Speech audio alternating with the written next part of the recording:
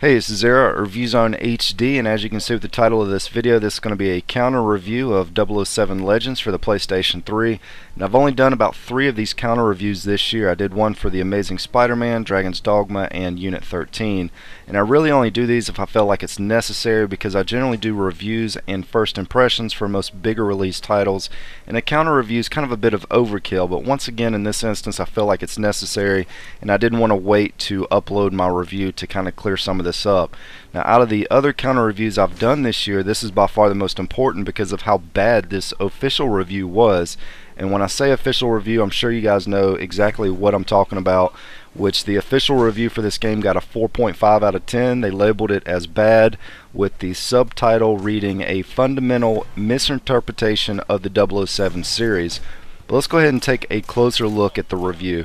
It opens up and states that it's basically a poor man's Call of Duty, and I've already had one of my subscribers comment and call it Bond of Duty on one of my videos. And I mean, visually when you look at the movement and the action, it does resemble Call of Duty quite a bit.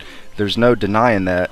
But one thing I would like to kind of point out is the original GoldenEye for the N64 released back in 1997. Call of Duty, the original, I believe released in either 2003 or 2004. If you look at the original GoldenEye and then you look at the original Call of Duty, they actually look pretty similar. Now, I'm not trying to say that the Call of Duty game copied GoldenEye, but the gameplay looks a lot alike. Then you fast forward to the year 2012, and you're once again comparing this title to the recent Call of Duty games, which basically any and every first-person shooter is going to get compared to that unless it's some off-the-wall gimmicky type of gameplay. Now, the point in all this is there's no getting away from a Call of Duty comparison in a game like this. I mean, think about it for just a minute. It would be nearly impossible to make a first-person shooter with a Bond theme and not have it resemble Call of Duty in some way. So to me, for the official review and comments to knock this game because it looks like Call of Duty or copies it, I agree it does look like it, but I just can't see that as being a negative because I don't see any way around it. They did a good job of mixing things up with the stealth gameplay, the gadgets, the mini games. I think there's a driving section later in the game that I haven't gotten to yet, but I could go into more detail on other things, but I'm just going to move on to the next topic. The next part of the review went on to complain about how Daniel Craig is replacing the original Bond actors and updating the game with newer high-tech equipment and cars for the older movies.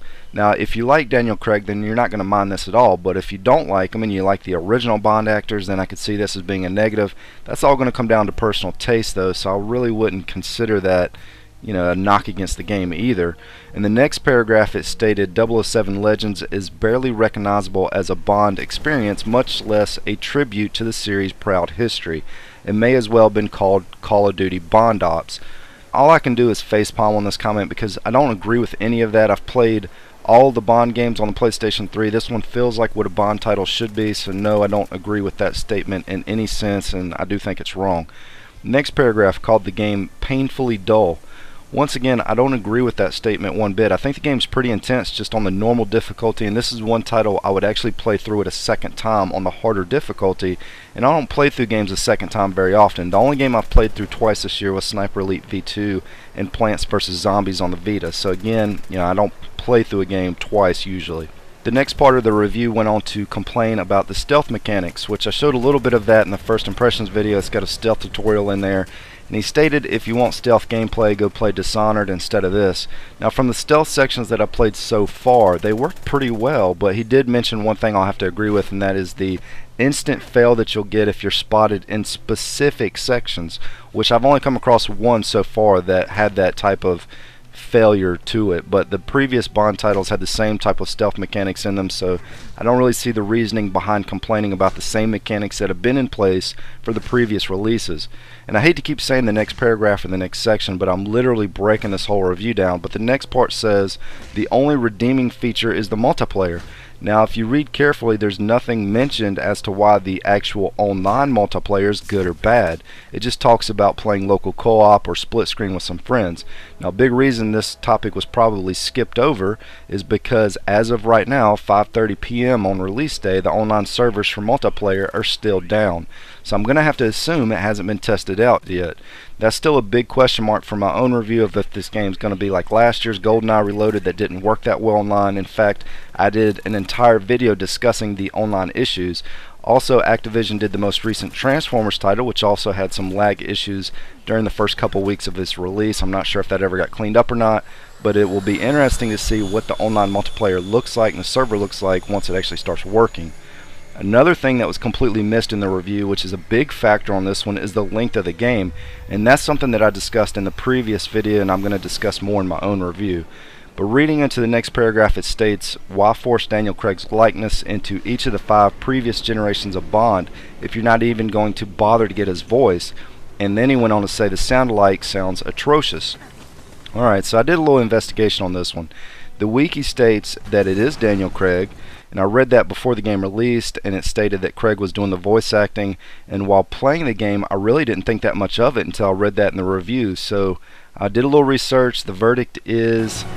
I don't know what to say. Say yes. What about my father?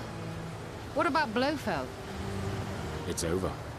If MI6 wants to let him go, there's nothing I can do about it.